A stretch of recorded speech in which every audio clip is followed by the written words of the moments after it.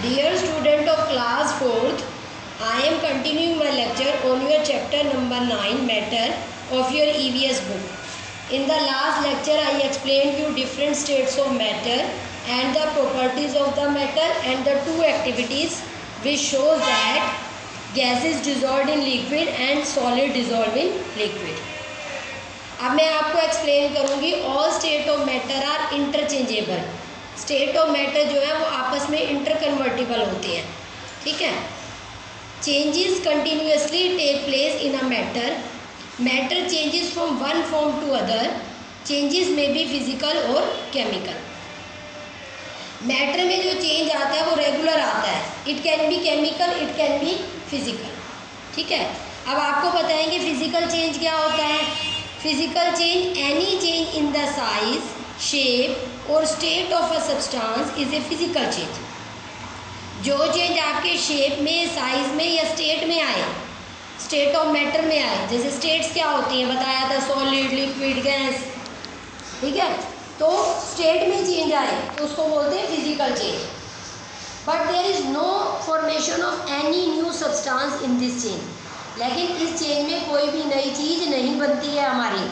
सिर्फ हमारी स्टेट बदल जाती है, साइज बदल जाता है या शेप बदल जाता है. ठीक है. तो these changes are said to be physical changes. We can get back the previous form of the substance either by removing the conditions causing that change or reconstructing the conditions in which the substance was. अब अगर हमारा substance एक state से दूसरे state में change हो गया है, ठीक है, तो अगर हम उसकी कंडीशंस को रिमूव कर देंगे जिसकी वजह से वो चेंज आया था, या कंडीशंस को रिकंस्ट्रक्ट कर देंगे, तो ओरिजिनल सब्सटेंस ही हमें वापस मिल जाएगा. प्रीवियस सब्सटेंस ही हमें प्रीवियस फॉर्म ही मिल जाएगी. प्रीवियस मतलब पहले वाली फॉर्म, ओरिजिनल फॉर्म. तो जो ये फिजिकल चेंजेस होते हैं ये रिवर्सिबल होते हैं. रिवर्सिबल जिनको हम रिवर्स कर सकते हैं. अब ये आपको समझ कैसे आएगा, ये आपको समझ आएगा एक्टिविटीज़ के through.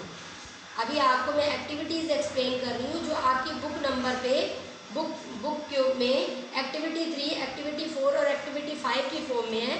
These are the example of physical changes.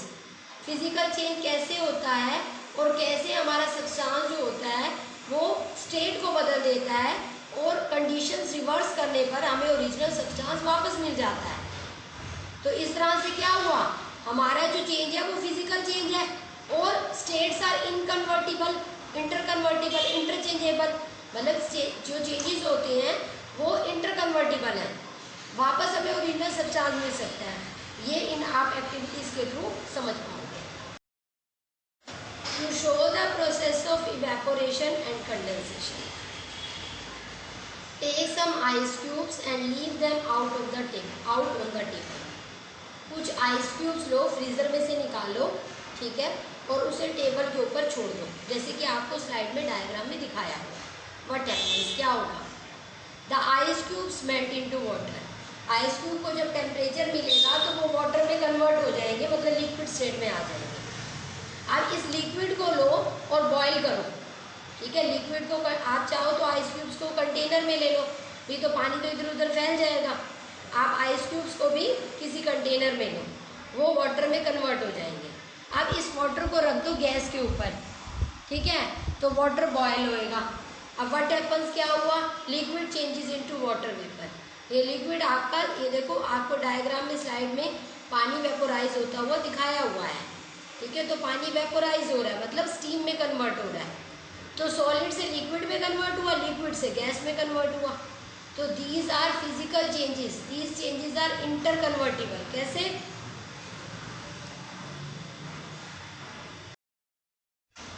does a solid become liquid, a liquid become gas on heating. On cooling the opposite changes occur. When water is cooled it changes to ice. अब आपने क्या देखा, आपने ice को freezer में से निकाला था, आपने कंटेनर में टेबल पे रखा, वो लिक्विड में मतलब वाटर में कन्वर्ट हो गया. वाटर को आपने गैस पे रखा, वो स्टीम में कन्वर्ट हो गई, गैसियस फॉर्म में कन्वर्ट हो गई. अब ये दोबारा से वही चीज़ें वापस कैसे मिल सकती हैं. देखो, अगर आपका जो आइस से लिक्विड में कन्वर्ट हुआ है उसी लिक्विड को वापस फ्रीजर में लगाओगे तो फिर आइस में कन्वर्ट हो जाएगा। या फिर जो आपकी स्टीम बन रही है, जो आपने पानी को गैस के ऊपर रखा, गैस के ऊपर आपने पानी रखा, गैस के ऊपर आपने पानी रखा, वो पानी स्टीम में कन्वर्ट हुआ। अगर आप उस स्टीम को, उन वेपर्स को, उनको बोलते हैं water vapours, steam is also said as water vapour, उन वाटर वेपर्स को आप कलेक्ट करो, उन्हें ठंडा करो, कूल डाउन करो, तो वो वाटर वेपर किस में कन्वर्ट हो जाएंगे? वाटर में। ठीक है, water vapour condenses to form water. Water को फ्रीजर में लगाओ, फिर वो क्या बन जाएगी? उसकी आइस बन जाएगी, आइस क्यूब्स बन जाएंगी। तो इस तरह से आपको फिर से ओरिजिनल सब्सटेंस मिल गया, जहाँ से आपने शुरू किया था वही चीज़ आपको वापस मिल गई है। ठीक है, ice to water, water to steam, steam को ठंडा किया, वाटर, वाटर को फिर फ्रीजर में लगाया कि आइस। तो again you have get back your original substance. Take 3 pans, 3 pans ले लो। ठीक है, if pan put the eyes of in one pan put a piece of butter, in the other pan a piece of wax, in the third pan put a piece of iron। ठीक है, आपने क्या करनी है? 3 pans लेने हैं, एक में आपने बटर डालनी है, एक में आपने वैक्स डालना है, एक में आपने आयरन के पीसेस डालने हैं। In third pan put some pieces of iron या बिग पीस ऑफ आयरन। ठीक है, अब तीनों को हीट अप करो। विच मेल्ट्स फर्स्ट, सबसे पहले मेल्ट कौन होगा? मेल्ट का मतलब पिघल जाना, लिक्विड में कन्वर्ट हो जाना। Now cool the pan, pan को फिर ठंडा कर दो। Which liquid changes back to solid, कौन सा? अब जब आपने हीट अप किया तो वो लिक्विड में कन्वर्ट हो गए, लिक्विड को ठंडा करोगे फिर से सॉलिड बन जाएंगे। तो कौन सबसे पहले मेल्ट हुआ और कौन सबसे पहले सॉलिड में फिर कन्वर्ट हुआ? Iron makes more time to melt, iron सबसे ज़्यादा टाइम लेगा मेल्ट होने में। ठीक है, it has to be melted in a factory.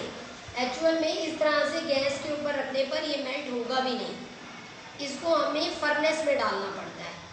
ठीक है, जो फैक्ट्री में ही अवेलेबल होता है, आपके घरों में वो फर्नेस नहीं है जो इतनी ज़्यादा हीट आपके आयरन को दे पाएगा कि वो मेल्ट हो जाएगी। ठीक है, या तो बिल्कुल ही आयरन फ्लिंग्स हो, पतली पतली सी, नहीं तो अगर आप आयरन का पीस लेते हो तो वो सिंपली आपके गैस पे रखने पर मेल्ट नहीं हो पाएगा। On cooling iron solidify again, और कूल करने पर आपका आयरन जो होगा वो अगेन सॉलिडिफाई हो जाएगा। तो देखो आप सबसे पहले आप देखना, इसमें सबसे पहले मेल्ट कौन करेगा? बटर बड़ी जल्दी मेल्ट हो जाता है, इवन आप गर्म रोटी पे भी डालते हो तो भी आपका बटर मेल्ट हो जाता है। उसके बाद गैस पे रखने पर सेकंड टाइम में वैक्स मेल्ट होगी, और आयरन अगर पीस की फॉर्म में है तो वो घर पे आपकी गैस पे मेल्ट नहीं हो पाएगा, उसको ज़्यादा हीटिंग की ज़रूरत होती है, तो वो फैक्ट्री में ही फर्नेस में ही मेल्ट हो सकता है। फर्नेस एक बहुत बड़ा कंटेनर होता है जिसमें हम हाई टेम्परेचर प्रोवाइड कर सकते हैं। ठीक है, और आयरन जो है वो भी ठंडा करने पर सॉलिडिफाई हो जाता है, मतलब अगेन सॉलिड में कन्वर्ट हो सकता है। तो all the 3 can be converted into liquid, and all the 3 can be again converted on cooling, they can be converted into solids, but सबसे पहले बटर, फिर वैक्स और फिर iron. Take some water in a glass, यह आपकी last activity है, activity number 5। Take some water in a glass and keep it into a refrigerator. Water changes into ice. Now keep this glass containing ice in open for some time. The ice changes back into water. There is a change only in the physical form of the substance. No new substance is formed. देखो ये वही पहले वाले ही है आपकी activity like. ठीक है, आपने क्या करना है? एक ग्लास में पानी लेना है, आप किसी भी चीज़ में, किसी भी कंटेनर में पानी ले सकते हो। अगर आप उसको रेफ्रिजरेटर में रखोगे, फ्रीज़र के अंदर, तो वो आपका कुछ ही देर में जो वाटर होगा वो आइस में कन्वर्ट हो जाती है। ठीक है, अब आइस को आपने अगेन रखा बाहर। ठीक है, उसी ग्लास को उठा के रेफ्रिजरेटर में से निकाला और बाहर रख दिया फॉर सम टाइम। थोड़ी देर में वो आइस मेल्ट होके क्या बन जाती है? बैक इनटू वाटर, फिर से वाटर बन जाती है। तो इसमें क्या पता चला आपको कि only state is being change, state बदल जाती है, सब्सटेंस वही का वही रहता है, सब्सटेंस में कोई भी चेंज नहीं आता है। No new substance is form, it means it is a physical change. आप चाहो तो ग्लास में जो पानी रखा है फिर से फ्रीजर में लगा दो, फिर वो आइस में कन्वर्ट हो जाएगी। अगेन आप उसको बाहर रख दो निकाल के, फिर वो लिक्विड में कन्वर्ट हो जाएगा, वाटर में। तो that can be done again and again. Only the state is being change, no new substance is form, कोई नई चीज नहीं बन रही है। तो that is the example of a physical change. अब देखो फिजिकल चेंजेस के तो हमने एग्जांपल पढ़ लिए, अब हम पढ़ेंगे what is chemical change. Chemical change क्या होता है? Any change in which the state and composition of a substance changes permanently and does not come back to its original form is called a chemical change. During a chemical change, new substances are formed. देखो जब भी आपका कोई chemical change अकर होता है तो उसकी state तो बदलती है, साथ में उसकी कंपोजिशन भी बदल जाती है परमानेंटली। ठीक है, कंपोजिशन बदल जाती है और उस सब्सटेंस को वापस ओरिजिनल फॉर्म में लाना पॉसिबल नहीं होता। It does not come back to its original form. क्यों? क्योंकि एक नई चीज़ बन चुकी है जिसे हम वो पुरानी चीज़ वापस नहीं ला सकते। तो जब भी एक नई चीज़ बनती है, एक केमिकल चेंज हैपन होता है, तो वो रिवर्सिबल नहीं होता। तो यही हम एक एक्टिविटी नंबर 6 से सीखेंगे। केमिकल चेंज के लिए हम अब मैं आपको एक एक्टिविटी बता रही हूँ जिससे पता चलेगा कि केमिकल चेंज होता क्या है। Take some sugar in a spoon, एक स्पून के अंदर थोड़ी सी शुगर, ठीक है, उस शुगर को स्पून के अंदर डाला हुआ है आपने, स्पून को हीट अप करो for some time. The sugar changes its colour, sugar का कलर चेंज हो जाएगा and after some time turns black, और कुछ ही देर में वो ब्लैक कलर ले लेगा। आपके वाइट कलर के जो क्रिस्टल्स हैं जो शुगर के थे, अब वो बिल्कुल ब्लैक कलर में कन्वर्ट हो चुके हैं। ठीक है, now it is not sugar any more, अब ये शुगर नहीं रही, एक नई चीज़ बन चुकी है। New substance is formed which can not be change into sugar on cooling. अगर आप इस सब्सटेंस को ठंडा करोगे, आप इस चम्मच को ठंडा करोगे, उसमें पड़ी हुई जो ब्लैक कलर का सब्सटेंस है वो भी कूल डाउन हो जाएगा, लेकिन फिर भी कूल डाउन होने पर आपको वो वाइट क्रिस्टल ऑब्टेन नहीं हो सकते शुगर के, क्योंकि अब आपकी एक नई चीज़ बन चुकी है जिससे हमारा ओरिजिनल सब्सटेंस वापस नहीं मिल सकता। तो जब हमारी कोई नई चीज़ इस तरह से बने जो हमें ओरिजिनल सब्सटेंस नहीं दे सकती, तो वो एक केमिकल चेंज होता है। मैंने आपको लास्ट एक्टिविटीज़ में बार बार ये समझाया था कि जो आपकी कोई भी नई चीज़ नहीं बनी, ठीक है, आपकी जो एक्टिविटीज़ पीछे की जो आपको मैंने अभी बताई है, 3rd, 4th और 5th एक्टिविटी, उसमें यही बताया है कि आपकी कोई भी नई चीज़ नहीं बनी। आइस से वाटर बना, वाटर से स्टीम बना, स्टीम को ठंडा किया, फिर वाटर बना, वाटर को फिर फ्रीज़र में रखा, फिर आइस बन गई। तो ओरिजिनल सब्सटेंस बार बार मिल सकता है, लेकिन इसमें क्या है, इसमें जो आपने शुगर क्रिस्टल लिए थे वाइट कलर के, अब वो हीटअप करने पर जो ब्लैक कलर का सब्सटेंस बन गया है, उसको ठंडा करने पर फिर से शुगर ऑब्टेन नहीं हो सकती।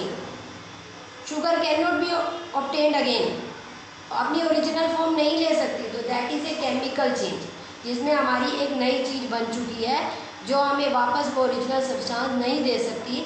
The change is not reversible, तो that is a chemical change. अब आपका चैप्टर ओवर हो गया। You have to well prepare it with written practice and listen the lecture again and again, and if any problem occur you may write on WhatsApp.